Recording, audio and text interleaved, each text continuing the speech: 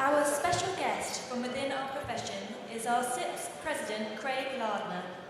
Craig took up the role in November and is our first President from Australia.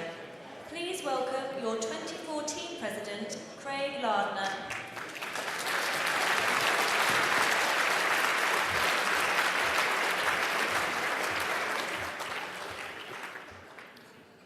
Well, this is quite a show.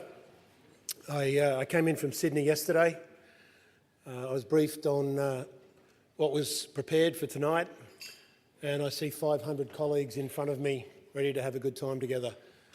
It was well worth the 23-hour flight, and whatever happens between now and then, I'll have 23 hours going home, but it'll be well worth it. I've got two thank yous to register. You're well aware these events just don't happen, right? You just don't rock up on the night and it's all there and away you go and have a good time. An awful lot of work goes on behind the scenes for many, many months. It didn't start 2 weeks ago, it didn't start 2 months ago, it started many months ago. So that when you walk in this room, it is what it is, and that you've got all your colleagues and friends around you for a few hours to enjoy a night together. Our colleagues and friends from Redactive and a special crew from Eastern House of CIPS have worked in all those months to pull off tonight and make it everything you would want it to be. As professional as you might be, you deserve a professional environment, and they've provided it for you. They want you to enjoy yourself, and we might thank them for their efforts.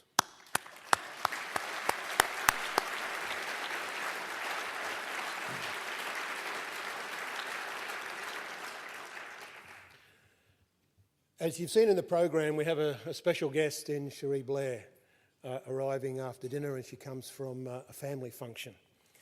Cherie Blair is very familiar to this audience, I'm sure. In most countries in the world, she'd be familiar a little from the political background of her husband, but increasingly so in the work she's doing in human rights in her own way. But in this country, I'm sure she holds a special place in the generous work that she's doing in the area of human rights. I wanted to make sure that you didn't miss the link between what she's doing and what we stand for as a profession. Modern slavery has been reported on in the last 18 months quite heavily.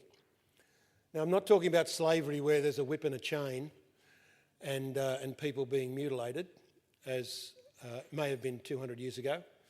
I'm talking about slavery in our own society, in London today, and in Sydney today, and in all the other cities of the world.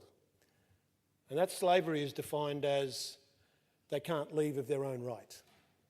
So someone is holding their passport, someone is holding their bank account, and they're keeping them enslaved in a job. We call that modern slavery.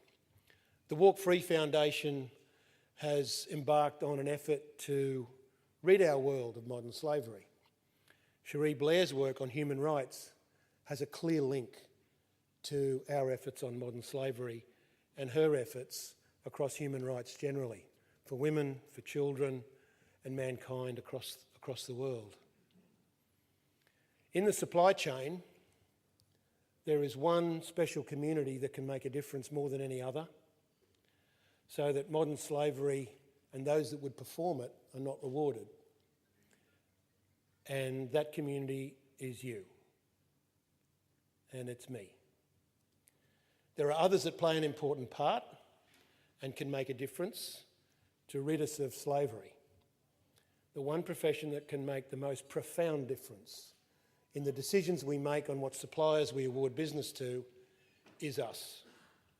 The link between what she has to say later after dinner and our efforts as a profession on ridding the world of slavery and modern ethical behaviour is a link I wanted you to be clear about. I'd like us to listen really hard to what she has to say, and I'd like us to internalise it and say, well, what can we do as a profession to make a wish come true?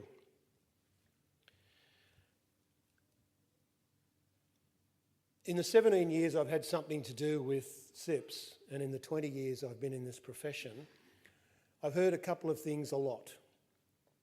there's been some common themes of things we wish for ourselves. One of them is that we have a higher impact in business and that we have a higher profile and that we can be recognised for doing more for business, private sector and public sector. CIPS as an institute has responded to that in many ways. The most profound way is unfolding now in the arrival of a chartered member. This special recognition that will hopefully emerge in the next few months is creating a very special recognition of procurement people who will be called chartered. There will be a special requirement for you to earn the post-nominals of chartered. But one thing I would wish for you is that whatever your opinion of this might be, if you're strongly for it, because it happens to meet the ask we've all made over many years, to have a higher profile and to be recognised amongst our peers in the legal society, the medical society, and others that profess to have a strong profession in their area of speciality. The one thing I would hope you can do is know why you think it's a good idea. Not just absorb it. Take a position. Decide for yourselves, this is a good idea, and I know why. Because we'll all have a different reason to be drawn towards the achievement of chartered status. If you're not in favour of the idea, I would ask you to equally be clear why you're not. And I would hope that the logic you convince yourself of is not one of personal, selfish drive. This is for us as a profession. It's been asked for by our members, and our institute has responded, and we should react accordingly. It's always good to see something new come from an institute, something we can grab to help us be better at our jobs. The new CIPS e-learning facility and technology is live. It's available on the website for all of us. And inside that is the ethics program, which is free for us to use right up until October. This is new material. So if anyone wanted to be critical of their institute, whether you're a doctor, lawyer, dentist or procurement person, you might say, well, it's always the same old stuff. Well, it's not. And if you avail yourself of material like this, you'll know that you're dealing with the new and the leading edge material.